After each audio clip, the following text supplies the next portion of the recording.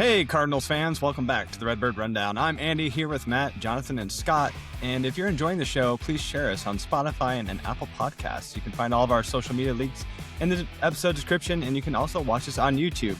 On today's show, we finally discuss the biggest trade of the offseason so far for the Cardinals. Is one, Nolan Arenado is no longer a St. Louis Cardinal, and which, boys, real quick, I have to tell you that the people that I'm surrounded by were devastated by this move. That couldn't believe it. Who are they going to watch? Oh my goodness, let's give the casual fans some hope. But we're going to walk you through that full transaction, share our thoughts on Nolan's time as a Cardinal, and look ahead to the future third baseman of him as he goes off. He is now gone, obviously, so it's a reciprocal thing. Like, what do we expect from Nolan to do out in Arizona? We're also going to give a brief update from Scott, who's at the Winter Warm-Up. He's straight from the scene. He's literally at the hotel, guys. But before we dive in, let's kick things off for a quick vibe check. Scott, let's start with you. You probably had a crazy day, bub. Well, how let's go with that vibe check there. Well, now that I'm caught up on the Bob, I'm feeling much better about things. But it was a crazy day that I'll get to at the end. But I would say the vibe check since the last time we spoke is like, I think I said it before, is just let Heim cook. He's doing it. He's doing his thing. He got the Arenado deal done. And I want to say that everyone's like, oh, doing what Mo couldn't. I mean, Mo did, but Arenado didn't let it happen. So I just want to put that out there. That's a great point. Want to say that out there. But like, Heim has promised promised something this offseason, and so far he's committed to that promise. Yes, he has. Matt, what is a vibe check from you? This is exactly what I feel like. I feel like I have just won an Emmy or an Academy Award, and I wasn't expected to. It's just like there are blinding lights in my eyes. What just happened? Oh my gosh, we're here. It really took place. And so I'm just stumbling up on the stage and I've forgotten my speech. It's still in my chair. And I'm honestly like every day that continued on was a day that I thought, oh boy, what are we going to do with him on the roster again? But they pulled it off. They did it. Congrats to the Arizona Diamondbacks. Thank you so much. You just went up my personal rankings in terms of MLB franchises, but I'm a little surprised. I'll be honest, a little bit. Jonathan, what about you? I am feeling so freaking upbeat is how I'm feeling right now. Just upbeat. I'm living the dream right now. I don't want to just slander Arenado, but I don't know that I thought this was going to happen. You know, we kind of we thought about it. They're going to have to offload a bunch of money. But I'm feeling great. There's some pep in my step. I feel like I'm really at my prime capacity right now because we've done this. So I'm feeling upbeat, Andy. Okay, so I have a quick vibe check story that I need to share, in which it is called Inside Out, and it's not Pixar's film. I had to explain to a third grader what Inside Out meant and how to turn a shirt inside out multiple times, and to the point to where I was flabbergasted at the amount of times that, because the said individual came out with the shirt on backwards, came out with the shirt on after I re-explained it the correct way around.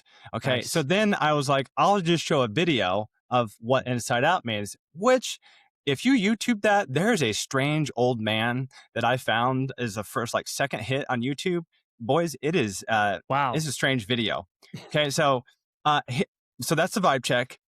The Inside Out part of that happened to me this week at school, just FYI. And so the Inside Out part for the Cardinals is they, as I said at the top, the casual fan, gentlemen, have no idea what to do now that we have no Paul Goldschmidt from a couple of seasons ago and one Nolan Arenado.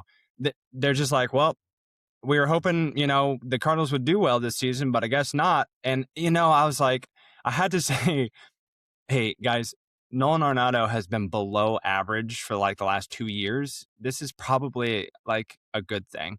So again, like Jonathan, I would say this is a mutual beneficial departure. I want to spin it as that from the top. I don't want to sit and dog on Nolan. He was hurt, right? So for some of the season, I don't want to just completely dog the man because he did a lot for Cardinals Nation. Clearly, the casual fan recognizes his name. So Now, as we get into that, as we move into this section of the pod, just the initial reaction, other than just surprised that we actually did it. One of the transaction details that I need you guys to help me with. Scott, Okay. let's see if you can help me out.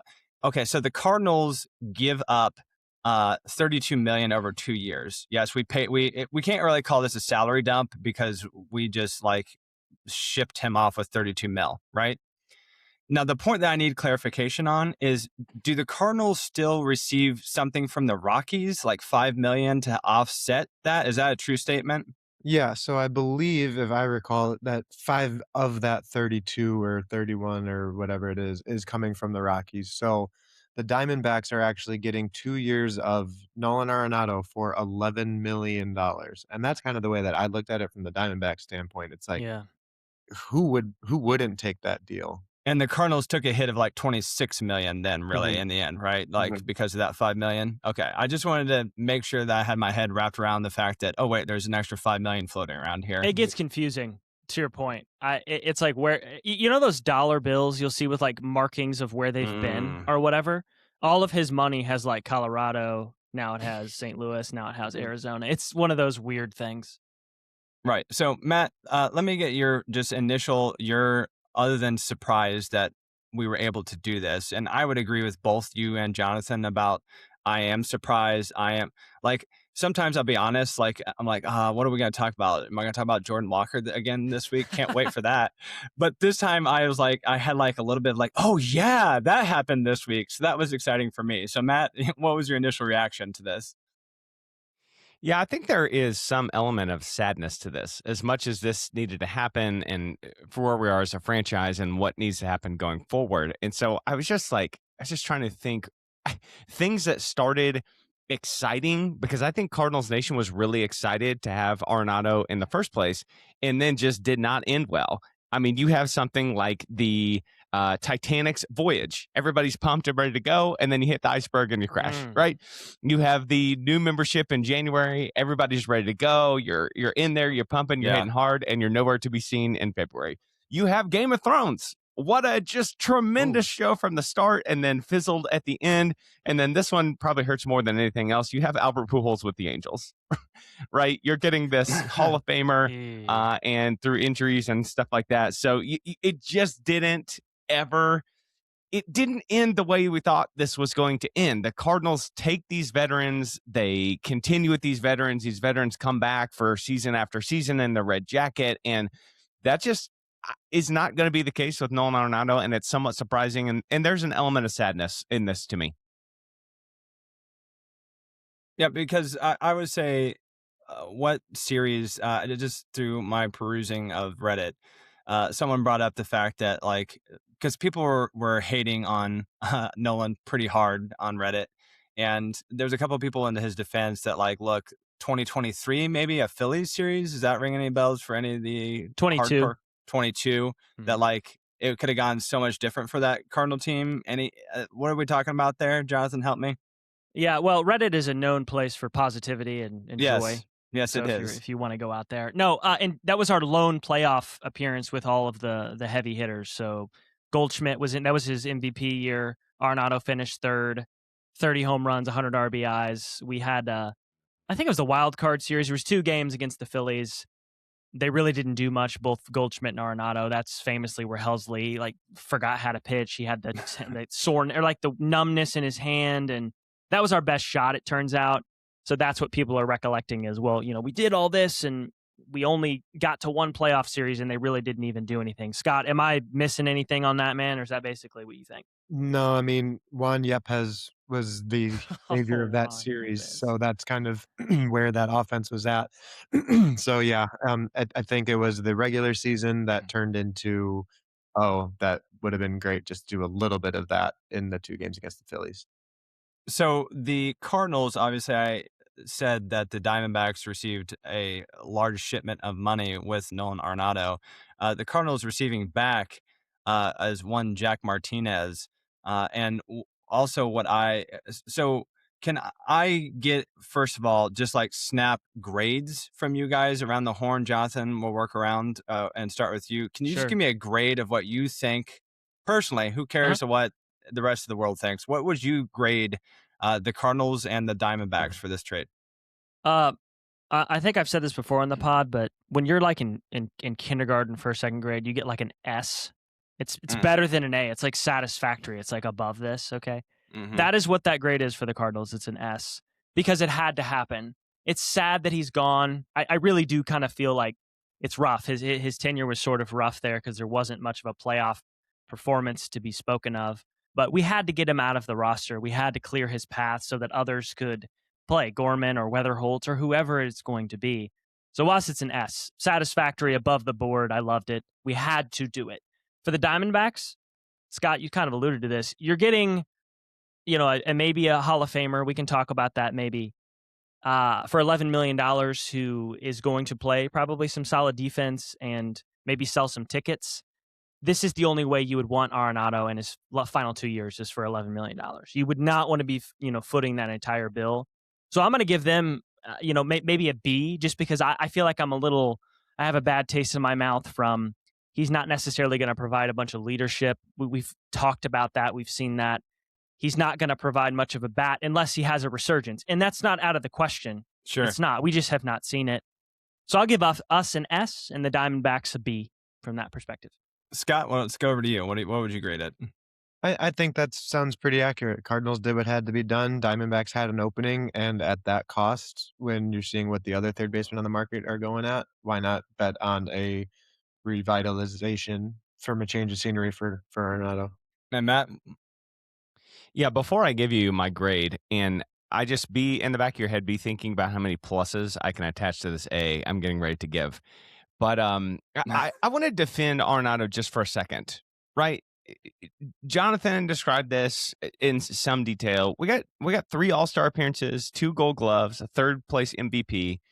Chose to stay with the franchise when he could have opted out and just gone somewhere on his own in free agency. So also, what we gave up to get Nolan Arenado was Austin Gomber, Elhus Monterrez, and like 3 bags of moldy Lay's chips, and the Rockies gave us money. So as far as like Arenado's tenure, I don't think this is just a complete failure. Now, pivoting to where we're at now and what we needed to do, how many pluses can I add to my grade here? Infinite. 7. No, nope. That was last year. Sorry, Okay. Scott. six or seven pluses on my A here. Then we needed to get this done. What if Jack Martinez never comes up? That's fine. What if we have to send more money somehow in the future? Some of the Dodgers money that is in the future, right? What if we have to somehow help them? Or I don't care what it is. We needed to do this. It got done. So A with infinite pluses. And it's a sad state. We've said this a million times on this podcast. It's a sad state of where we are, but this is where we are, and it just had to happen. Yeah, I would agree with all the above. The only thing that I would like to add is that when Goldie went to the Yankees, it was really kind of like demoralizing a bit at the beginning of the season that Goldie started so stinking hot. And like he was like 3rd in batting average for, the first half of the season. Do we think there is an honest chance that Nolan has not maybe 3rd in the batting average category, but is it truly a way for him to be a resurgent? Just do you think that he felt so pressured? I know that opening day home run that he hit and he got that huge ovation meant a lot to him. Obviously, the man is still human and has feelings and emotions. Do you think that on top of him healing from his injuries, that truly a new place gives Nolan a better chance at coming around next season? Scott? Yeah, I think it does, especially giving the opportunity to compete. And he's going to what seems to be an everyday third base job for a contending team. So if they can have that leadership kind of that Jonathan was alluding to, that hopefully that they have that leadership that's already there in Arizona, that they're not going to be having to rely on not only Arenado, but also just a newcomer to be that leader, then I think he's going to be in a phenomenal spot. And I really do wish to see a 2022 season from Arenado, especially since the Cardinals aren't going to be competing. Give me something to be excited about. Yeah. Yeah, I largely agree with that. I think that this is the lowest pressure place he's been since the Rockies. I mean, I know he's only been to 2 other spots, but there was a lot on his shoulders in St. Louis. It's extremely difficult to predict baseball. It is. It's hard. It's hard to see who has the talent from scouting, and it's hard to see, where's the eventual cliff that these guys fall off of. But I mean, we have seen Arenado's offense tank for 2 straight years. Maybe him going back, getting the psychological boost, playing in a dome. They don't really open that up very much. Playing out in the West quite a bit. I mean, St. Louis's weather sucks like pretty much all the time. So maybe that helps him. I don't know. But so, Andy, that's an interesting point. I had not thought about that. I hope that he does well. I hope that he makes it to the Hall of Fame. I think it would be cool to see, what team does he go in the Hall with? Is he really going to go with the Rockies if he gets there? Would he pick us? I don't know. I think it's good for us to root for him. This was the best thing for him. So I like that positive twist as to psychologically, maybe this is going to help him out and unlock the offense again. Matt, anything you want to add on? Sure. I'm not sure that I see the offensive resurgence from him. The funny thing is, his offensive game is probably built for Fenway. Not to trade just another Cardinal to the Red Sox, but that short porch in left, he would have been banging doubles off of that, I think. I'm a little afraid for him that Chase Field or whatever the Arizona Stadium is called now is just going to swallow up every fly ball and line drive that he hits.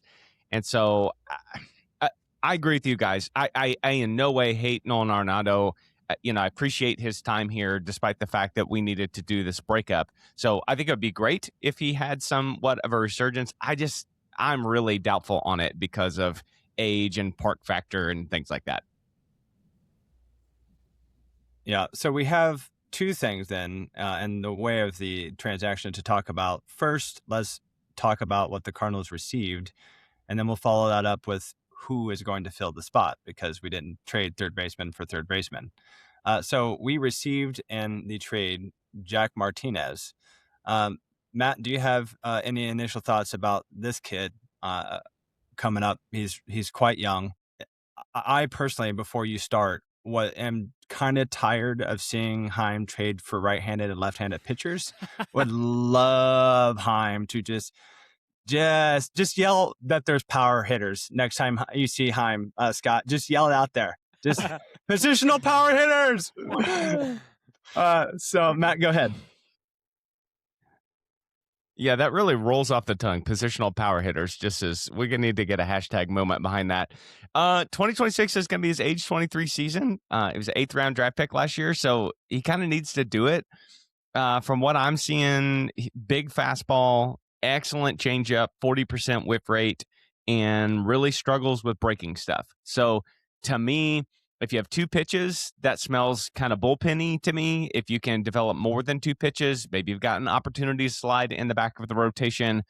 Had just massive strikeout stuff in college. So Andy, I agree with you. There are power bats, and we should probably get some. But if you're going to get pitchers, at least get pitchers with really high K per 9. And Jack Martinez fits that bill. So I think this is just purely, this is a flyer. This is a minor thing. He's going to have to experience a major breakout to be on this team and contributing in a meaningful way. And I'm not saying he couldn't do that, but that is not my expectation. I could see some Jack Martinez time in the bullpen here in the next few years, maybe. Can one of you guys? I saw that term a lot, and I'll be honest, I didn't understand what is a flyer. What is that referencing? What does that mean? Andy, if I said we're going to kick the tires on somebody, does that help you? Sure. That's the phrase in the same line of the same family is that we're just going to see how he is. Take a flyer, see what it's like. Is he good? Is he bad? If not, it's just kind of a looking at who he is quickly. Okay. All right. So, Scott, did you have anything about Jack that you wanted to tack on? Is that pretty much what we're expecting? We had to get somebody in return. We couldn't just ship Nolan off with $32 million. It's Yeah, basically the goodwill drop-off station. It's something, and there's been positives as far as the Cardinals player development has gone in the past couple of years since they've concentrated on that revamp. So while the potential of seeing him at the major league level is probably pretty low, um, it's going to be a good test for the Cardinals player development system to see what it is that they can do, and that could be the kind of that good first project that we get to focus on. Yeah. Yeah, Jonathan. Andy, I was gonna say, I think I told you guys a couple weeks ago I watched Moneyball recently, which is just an absolute masterpiece. Do you know how in that there's a scene there and they talk about I need you to stock our machine, our soda machine for us? Like that was part of a trade that Brad Pitt did on the way back. An opposing team would like fill their. I kind of thought we might get to that point. Like, can you stock hot dogs, buns, anything for the next couple of years to get rid of it? So this kid being alive is good for me. Like I think that's a good return because, and I saw this the other day.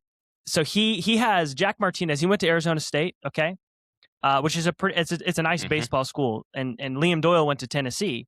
So Liam Doyle, and he's like the strikeout king. He was like second or third. This is for all NCAA last year when they were pitching in college. Liam Doyle had 164 strikeouts in 95 innings.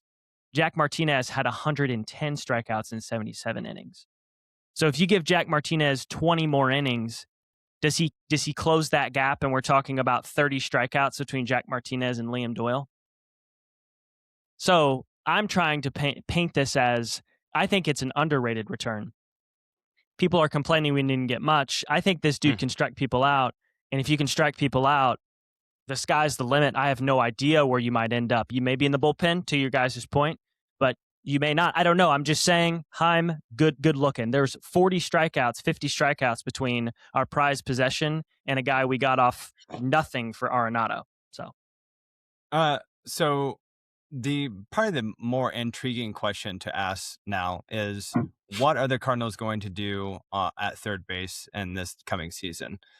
So I think that how many times did we talk about the jam in the infield and how Nolan was kind of the reason why that was happening, amongst a few other things, but a large part was him. So Jonathan, how does this in your mind help free up that situation? Who do you have in the interior infield positions?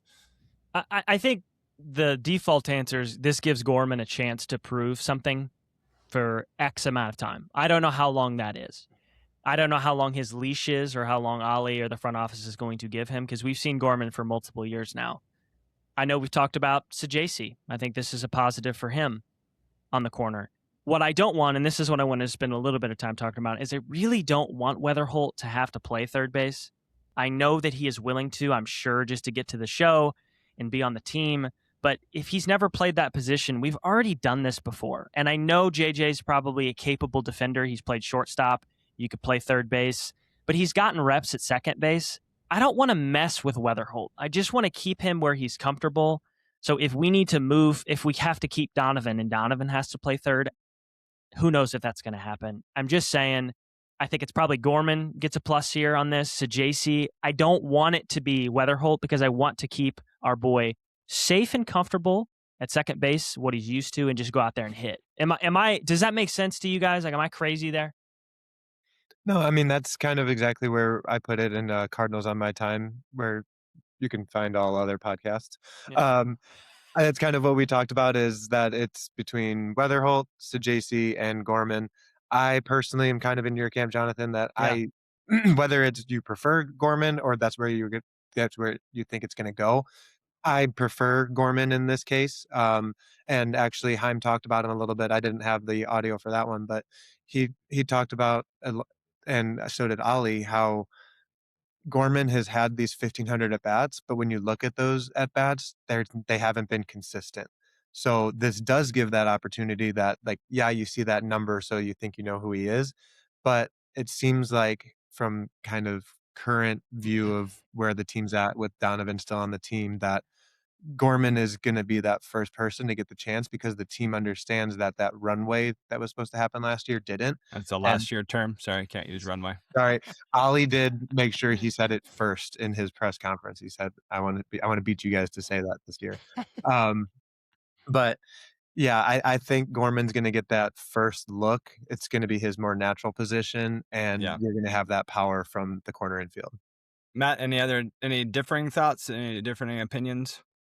Well, I think this hinges on Brendan Donovan, doesn't it? Because if Brendan Donovan remains on the roster, then I like all of your plans and the way that you guys are referring to what the Cardinals may do here. I think that Gorman, I have serious doubts about Gorman, but I would love to be wrong about him. And I do think that he needs a fair and straight opportunity to actually win a job and stay with the franchise. But if Donovan's here, Donovan is going to play second base or third base and maybe a little bit of time in the outfield, probably second base. So if Donovan's gone, then I'm with you guys as far as that goes. I kind of wonder if they're going to do the service time manipulation on Weatherholt a little bit.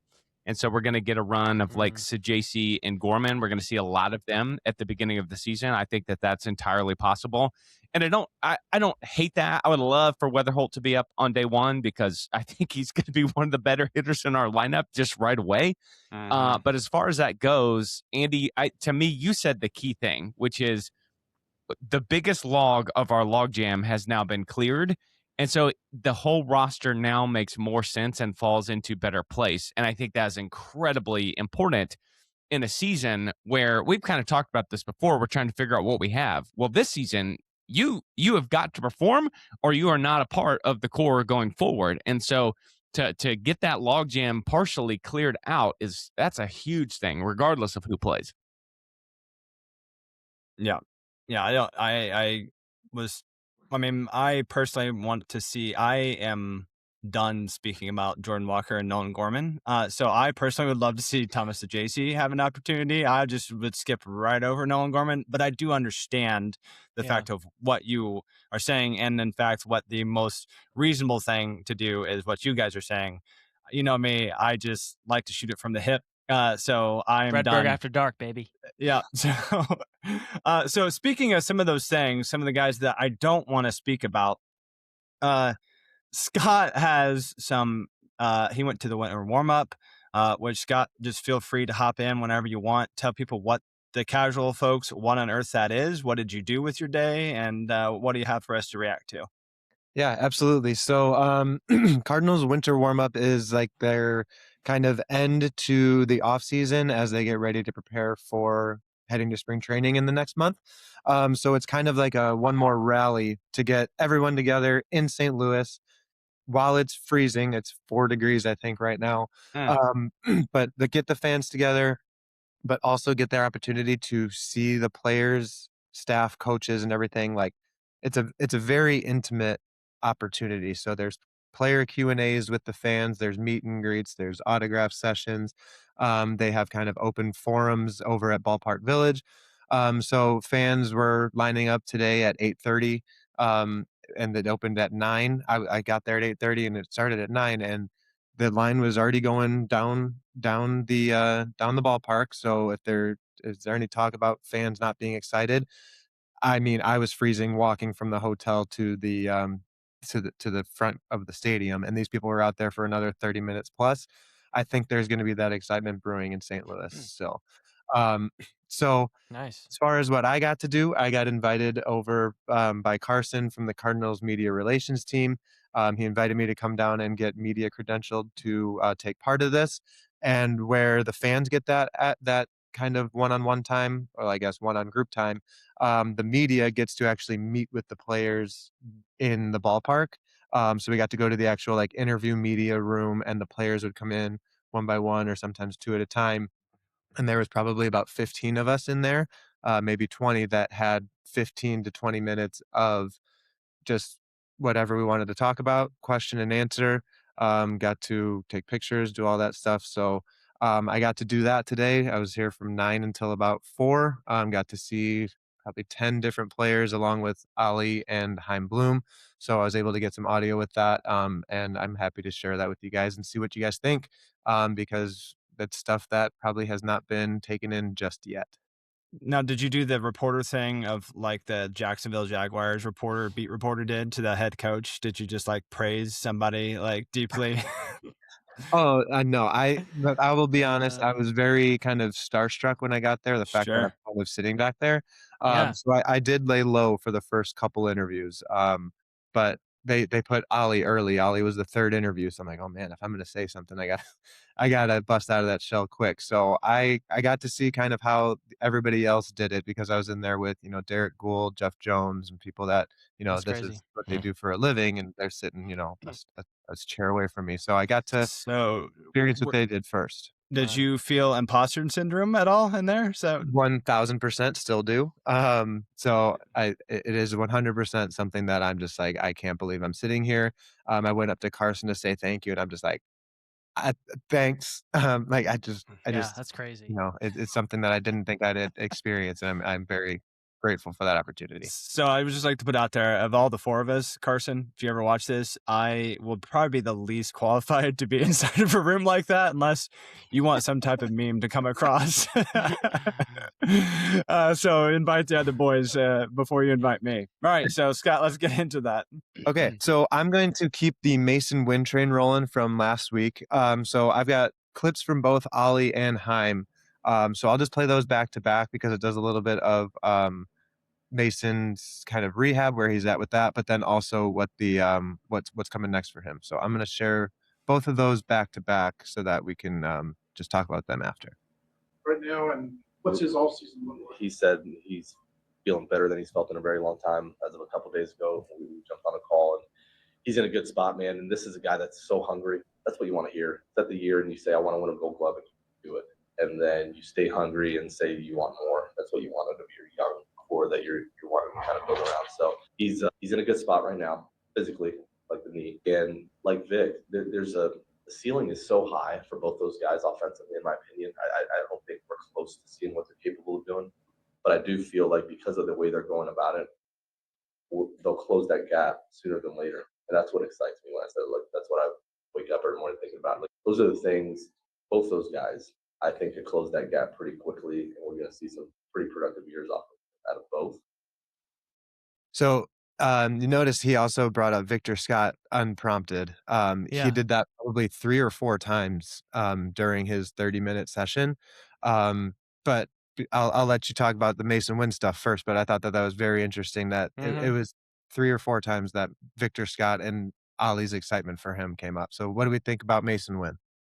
Yeah, it sounds like the Cardinals kitchen crew needs to get going because he got some hungry Cardinals. I kept hearing he was hungry over and over and over, which I think that is a funny term that we say things like that, like they're hungry for more. It's like, we can't get the guy some food. No. I think that's great. I mean, obviously you want to hear that stuff from Ollie. I think the telltale here is what you're saying about Vic. Mason has proved it on defense. We've talked about his offense. Let's see what we can do on his offense, but it is there. He's already produced a 4-WAR season, so we know he can do it and only be better. Not to pivot to Vic, but he's right. The sky is the limit with Vic. If he learns how to get on base and hit the ball even a little bit better, you're going to see 4 or 5 WAR out of him, and that is just something that we have not talked about that could just revolutionize our team. Before I get into Matt, I'm going to share what Heim said so that he can kind of touch on both of those about Wynn here. Then for Mason, we've seen it. You guys got to see him obviously a little bit at this level before I got here, but then I've been here just watching him over the course of these couple seasons have some of those growing pains and also have a ton of success out on the field and really coming into his own. And he's one of those guys that I think as we do make this transition to a younger roster, it isn't just about performance on the field. It's about a chance to kind of establish himself in a different way and continue to grow in his career in that regard. And I think that's a really exciting opportunity to see what he does with that. We know this guy competes and we know that he's an incredibly dynamic player, but now the environment's a little bit different. And so there's a chance for him to take steps forward in other ways that I'm really excited to see what he does with that. So it seems like Heim is kind of putting a little bit of a leadership role onto Mason as well because he's been here. Matt, what do you think about Heim and Ollie's takes? Yeah, I was really struck by the fact that this is going to be a growth season for Mason Wynn, whether he wants it or not. he is leaving behind the rookie year, second year young guy kind of thing. And they are going to push him into the spotlight of this team. And so I think personally, with the way that Mason Wynn carries himself and the confidence I think he has as a human being, I don't think now whether or not he performs, I think there's a lot of factors that go into that. But I don't get the sense that he's going to be incapable of meeting these expectations because of lack of confidence. I think he can slide into that role. I think he can be a team leader, a la the fact that Arenado was not. I think it's very interesting that they're putting him in that spot, and that's the expectations on him now. It's not just nice. If it happens, he kind of has to do that. Well, especially Matt, because the average age of the St. Louis Cardinals roster, like a third-year guy, is starting to turn into like the seasoned vet because of where the roster is in terms of that. So, like, we're at 26 is what our current roster age is, average age, and that to me, like, what if Brendan Donovan also leaves? Because right now Mason has that to think about. Like, well, I have Donnie on the. Well, what if he's not? So it truly is going to be a moment for him. It's definitely going to be a milestone season for sure for Mason Wynn. Hopefully, truly, I always get a little tickled when people, like, oh, he's the best he's ever felt for a long time. I get tickled. It's just cliched, and it's just like, I don't know. I would think of something else to say. I don't know what else you would want to say. I mean, there's worse things to hear, like, oh gosh, yeah, like, docs. I'm not sure this knee's coming back ever. Right. I mean, obviously, what else are you gonna say? But it's definitely a milestone for Mason Wynn this season is because of how young this roster is, what the Cardinals are pivoting to do. So yes, hearing the manager and the GM of a team speaking about you, the shoulders better be ready because the weight is coming. Well, let's go ahead and keep going then with the spring training, the excitement, what it is that we're going to see. I'm going to go with some Ollie here again. He was asked, what do the young guys or just like kind of the organization feel about the fact that you traded Nato, Goldie's not here, Molina's been gone for a little bit. Now you're trading Sonny Gray, who a couple guys made sure to bring up as like a mentor today. It's like, what are they kind of feeling about it? And he really put it in a way that I think is a way that we should all look at it, is that we're going to see some opportunities here. So I'm going to pull up what Ollie said about how the young guys are viewing what the current state of the organization is and what spring training is going to look like. And I think you guys will like it. To be quite honest, they're fired up about it. Put yourself in their shoes. This is their time now to kind of step into those roles and show what they're capable of doing. I mean, in talking to these guys individually, there's a ton of enthusiasm going into spring training. There really is. And it's a young core that's looking forward to learning how to compete together and learning how to win together. The enthusiasm is actually through the roof. Young roster. What are you the most excited about this season? Learning how to win together. And there's going to be weeks that are frustrating that comes with youth. But man, when you look at our group, it's not like you're pulling. You got Nolan out of here and Wilson and Sonny, and it's guys that are a reach to be up here. It's guys that belong up here, but just need the opportunity to play every day and show what they're capable of doing and learn from their mistakes. So our staff is built for that. Our staff is energized by where we are today and our ability to actually instill these qualities in them. What my favorite part of that is when he goes, these guys belong up here. And that's where this rebuild is different than what we see in Chicago or what we see in Colorado. Like those guys that they have that are winning 40 to 50 games aren't guys that deserve to be on the major league roster at this point. Where Ollie is saying, we got Burleson, you got Mason Wynn, you got Victor Scott. They're 25 and under and minus Burleson. Like, but these are major league players. Jonathan, what do you think? No, I was going to say, man, you said that like last week. You said that this rebuild is different. So, I mean, that feels good to be validated there from him because you definitely said that. The other thing that I am taking away from that was he keeps saying our staff, our org, we're ready for this. And that is huge that it feels like everyone has wind at their back and they're all marching under the same banner. I think you see a lot of dysfunction in organizations when everybody's not on the right timeline. You're trying to win, but you don't have the people, and it's frustrating. It feels like now we have finally just bulldozed this thing down to the studs. Ollie is a teacher. He's talked about this. He's a development guy. That's what he wants his staff to do. That's what all of the minor league reorganization has done. So that makes me feel really good that everybody is going in the right direction, because no matter what you're doing, whatever organization it is, whether it's professional baseball, your work, your church, what doesn't matter, everybody having the same goal in mind and moving in the same direction is massive. So that makes me feel better if we lose a lot of games, that they know they're ready for this and that they're going to learn from these things and take the positives and move forward. I thought at some point we were going to have Denzel pop out of that audio and be like, fourth quarter. That's what I heard at the beginning of that. That's all I want to input. All right, Matt. Well, I think number one, these guys have to say these things, because what else are you going to say? This is where we are. What else are you going to say? Right. But two, yeah, it feels like such a lagging indicator. It's like everybody who worked for the Cardinals, besides Mozeliak and DeWitt, knew this is what needed to happen. And now they can finally come out of the woodwork and be like, okay, we've been thinking about this for a long time. This is where we know this. We have known this. And now we can actually go do this thing. Now, whether or not, again, it works out super well or not, I feel like they've known this for a while, and now they're actually implementing the plan that probably should have been in place for a couple of years already. Yeah, there are a couple of comments, but either from players or from Ollie or Bloom, that were kind of like, yeah, we get to kind of do what we need to do now. I'd say Nathan Church did say, like, the player development, like, they care about making us better. And he was really very quick to say, like, not pointing that last squad didn't want us to be better, but there's just a different way that these guys are committing to make us better. So it is a good, again, fresh look at things, and we're hearing the right things. Yeah. Let's go back to the young guys. We talked about JJ here really quick. It's interesting to see how writers that have been doing this kind of either go right to the point or try to beat around the bush.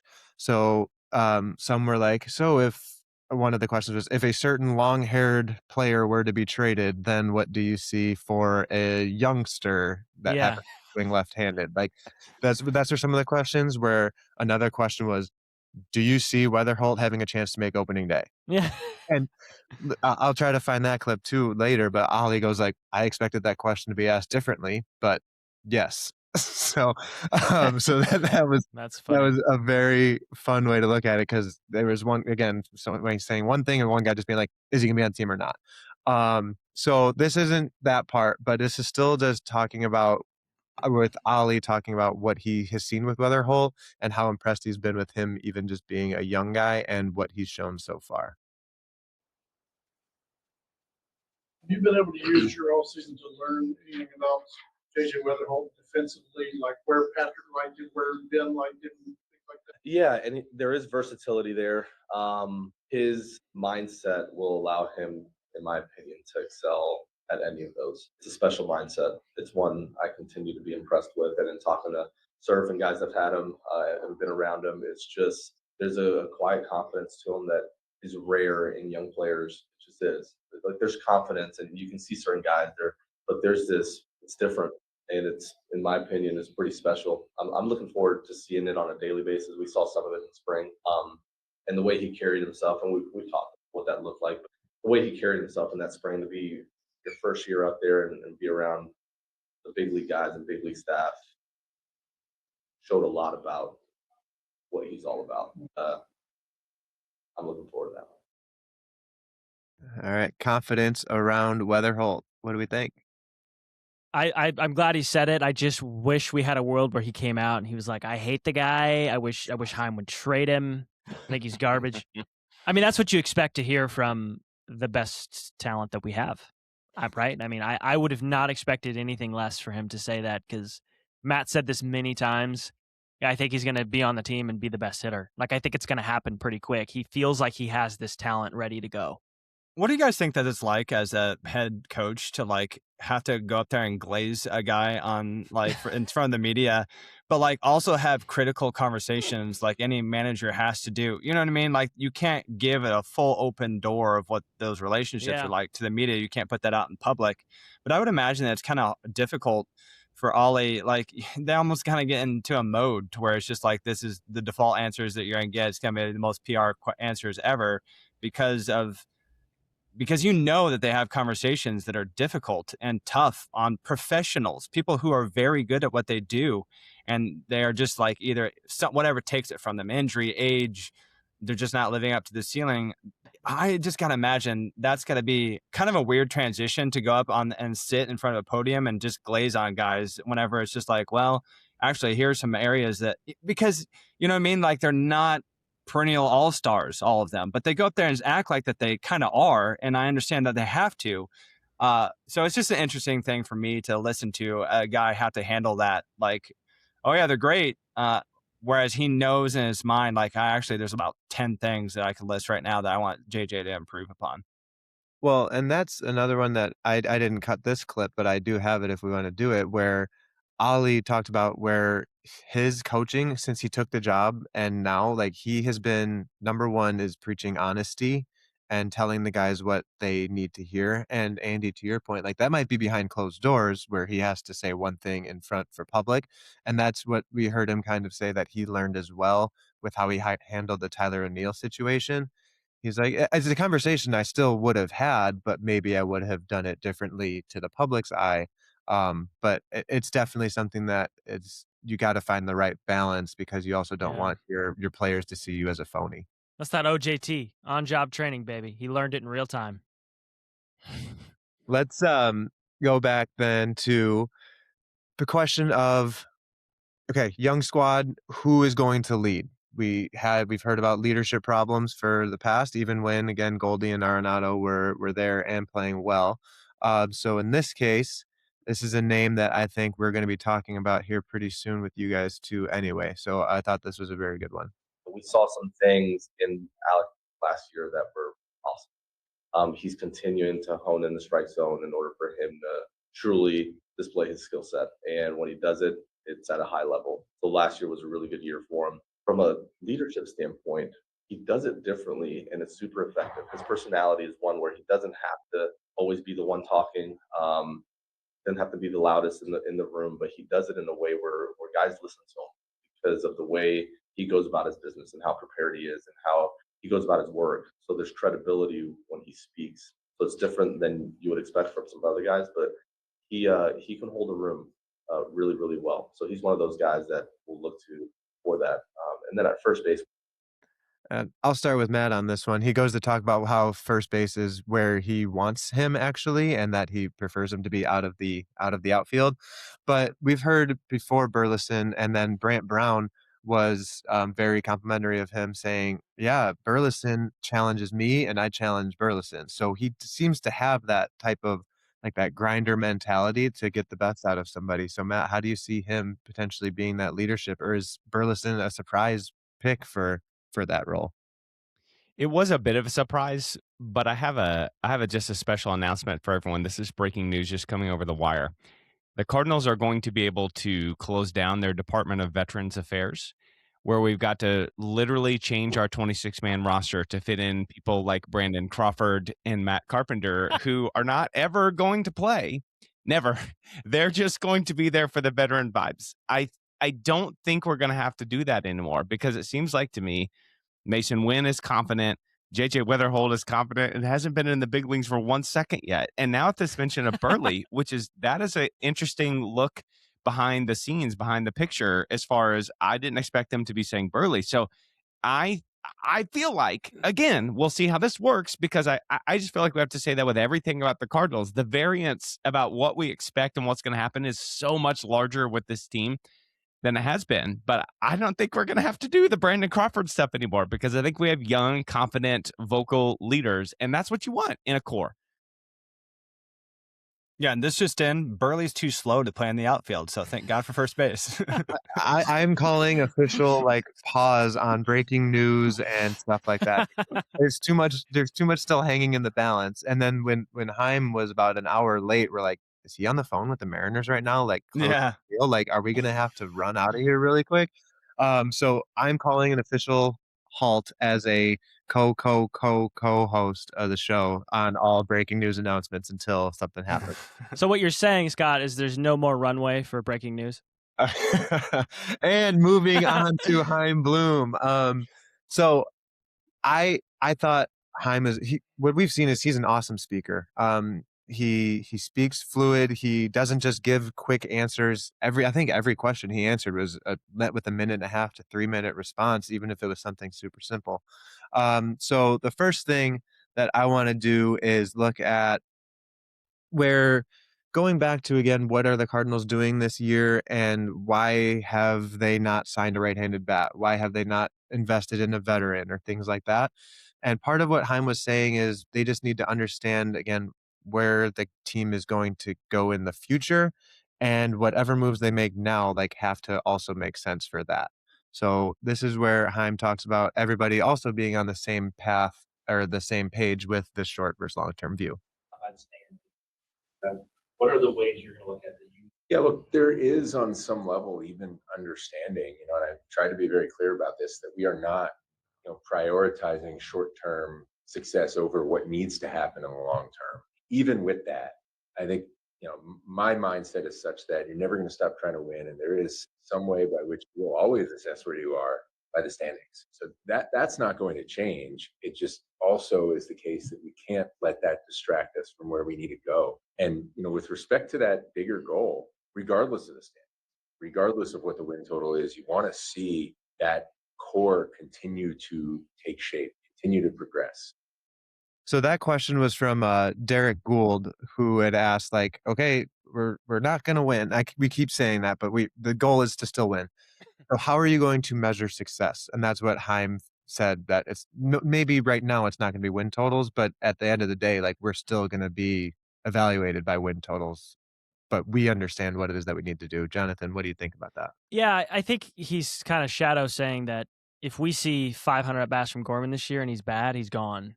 Like that is a win. Like you see now truly there's no holds back here. You know what you're going to get. If we win 71 games, awesome. If we win 51 games, awesome.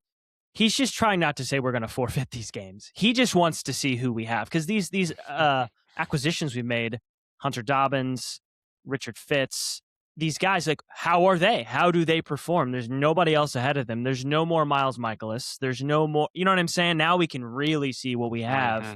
That's where I think the win is. And I wouldn't it be great if he just straight said that, But I think that's what he means, right? Good. Okay. Then I'll go to Heim again. So he's talking about the staff here and then, like, working with Cardinal Nation, still having expectations to putting a palatable product on the field, which it seems like he's attempting to do and has been doing. I mean, he signed Dustin May, which is something that maybe in the past we wouldn't be seeing in a rebuild. So he kind of balances expectations for Cardinals Nation for, like, a fan base that expects greatness, but again, also understands how this rebuild period is going to be viewed and how they have to be ready to handle and shoulder the load, and that them being management.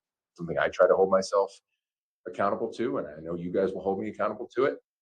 I think it's really important, especially in a town like this with our fans who are locked in and don't miss a thing. They see this stuff, and so you better be open with them. And then also in the organization, because the more clarity you can give people around you, the better they're able to take the mission and run with it on their own. And you need your people to do that. This is not something that I or any one person does alone. This is something we have to do as a staff. And you need to be able to give people the target and be very clear about the target and clear about how you expect people to do their jobs, and let them do them in their own way and trust them to do them. And, that balance, I think, comes with leadership in any seat. So that's with We heard Ollie talk about the staff, and Haim, I think, again, multiple times talked about how everybody needs to be on the same page, and that's what he feels like the staff currently as. Yeah, and I talked about this in a different pod, but that kind of rang true of like we need someone that's going to tell the Midwest truth. Like just shoot it to us straight. Like we can handle it. We don't need the fluff. We don't need the Afghan around our neck and ascot rather. But you know what I mean? Like we're just good old boys we live out in the fields. Just shoot it to us straight. Darn it. All right. Well, Andy, since you just ended that conversation, I'm going to give you one more special clip because you said you were done talking about one Jordan Walker. Well, lucky you. We are going to be talking about Jordan Walker plenty more this year. He's one guy where obviously we all sat here and last year you could talk about how pivotal a year 2025 is going to be for him. And it didn't go great. We all know that. Fortunately, especially at his age and with his physical talent, there's more sand in the hourglass. So this year is going to be another pivotal year. You don't have to squint to see why the upside is worth staying with him. And, again, we've talked about this before in other contexts about the difference between patience and urgency. And there should be an urgency, but also an understanding that when you have this type of talent and that type of youth, that even if it's going well, you're going to be riding ups and downs, but you want to see the right work and you want to see the right engagement. And I'm encouraged by how that's progressing. Well, Are you converted, Andy? Because there's no one else in the outfield that we have in the minor leagues. Well, that's the end of that quote, actually. I was going to warn you, Andy, to say, watch what you say next, because I'm 6'5", 220, and I stood next to Jordan Walker, and I am a shrimp compared to him. He is planning to shred this season and slim down to 260 pounds to make him feel stronger and more athletic. So, Andy, do you want to take that warning and realize that we are going to see Jordan Walker at Busch Stadium and not at Memphis? I mean, that's fine. Yeah, unfortunately we are. I know that is the inevitability, but I still don't like it. And that what he was actually trying to say is we don't have anybody else in the minor leagues. So Jordan, get up there and strike out on those sliders, baby. It's okay. I'll just throw a slider and he won't be able to hit me. That'd be fine. Well, all right. I just wanted to give you one more last look at that. I'm going to just do really, really quick, because I know we've been going for a little bit, just some notes, because I did get to see some guys that, whether it's new guys or guys that you just don't get to talk to. And so I just want to touch on a couple of guys. Blaze Jordan, super fun. He's a huge Albert Pujols fan, said that he was his favorite player growing up, and he was at the Pujols 3 home run World Series game. And he is a huge card collector. He says that he has a lot of his cards. He just got a Mickey Mantle card last week, but he was followed up and said, Blaze, do you keep all your one of one, card variations? And he's like, no, those are for the hobbyists. I have a few, but I want to keep that for the hobby. So that was fun. That's cool. So no one asked him about Pokemon cards? Like, bro, which Pokemon cards you got? No, well, no. We tried to keep the baseball here as a professional organization. Yeah. What's the who does the Pokemon cards? There's a couple of people who do it, right? And Jacob Mizorowski from that's the one. Thank you. Yeah. No, bring it around. Okay. Then Quinn Matthews, he just has that Cali vibe to him. He's got that kind of just like deep voice, but you could also tell that he's just a lefty. And those that play baseball and know what I'm talking about, there's just somebody you just know that they're a lefty. There's a bunch of things that are like, oh, did you feel any different doing this? He's like, nah. He's like, are you doing anything different? No. Like, I feel good. Like, I have confidence in myself. Like, I'm chilling. And he is a huge crypto guy. He said it's going to be a big year for crypto, and he said his mom doesn't want him to do it, but he's doing it. Then we got to see the future phenom Liam Doyle, who, small dude, sat there very proper, Southern charm to him, very polite. But like when you see him on the mound, he's been compared to Max Scherzer, so that was like the first question you got. And he's like, hey, if people are going to compare me to Max Scherzer, that's great. But like, I'm still my own person. He's a Hall of Famer. That means I did something right. It's just like the Luka politeness. Like people are like, he's super polite. Luka is, and then you get him on the basketball court, and he's like Overwatch toxic. Just like, yeah, absolutely. But he brought that back to like people saying like, was it hard to, do you hide yourself? Do you show yourself out? Do you find that as an advantage? And he's like, well, we kind of did that at Tennessee, where it's like, if you don't like us, well, then too bad, you better beat us. And that was part of the confidence and everything. And then one note on Doyle before I move on to the rest really quickly. Doyle, Bloom was asked if he'll be at Major League Spring Training, and Chaim Bloom said no. Liam Doyle will still be progressing through the minor league camp, hopefully starting at Double-A and then progressing on through that. That's interesting. One more talk at Jordan Walker. He had the most energy, I would say, of the group. He came in, good morning, y'all. He had a big smile. He said he was sick, but he was still answering everything with this positive overall attitude. So I just thought that was really cool to see, like somebody that has been beat down, especially by the people in that room, I'm sure. To meet them with positivity and politeness was just really cool to see. And then last one for me, Ivan Herrera, best for last for the wives. They're waiting with bated breath. Which this was very interesting because I hadn't heard much, and we've been hearing he's progressing as expected from his elbow surgery, expected to catch and all this stuff. It turns out he's not 100% cleared to throw or hit yet. So at that, like I thought that I was more surprised than the rest of the room, but maybe I was just taking that in the wrong way. But that means he's not progressed to full catching. So they asked what that meant because he planned to play in the WBC. He said, if I'm healthy enough, which I'm like, again, what the heck? Where did this come from? He said, if I'm healthy enough, I'll be playing for Panama in the World Baseball Classic. And if he goes, it'll just be strictly as a designated hitter. So he's hoping to be cleared for like full participation and stuff in the next week or so. But I just, again, found it interesting that he had not been cleared, which I think we all just assumed he had been. Did you audibly gasp? I did. I held my pearls and everything. Touched his pearls. And that's what I got from Winter Warm-Up. Super fun, super exciting, a lot going on. And I'll be back at it tomorrow. So make sure that we're checking out all that stuff. So I was posting updates as the day went by, and then I'll try to do another recap after. That was sweet, man. Yeah, that's really awesome. I hope you enjoyed that experience because that was really sweet.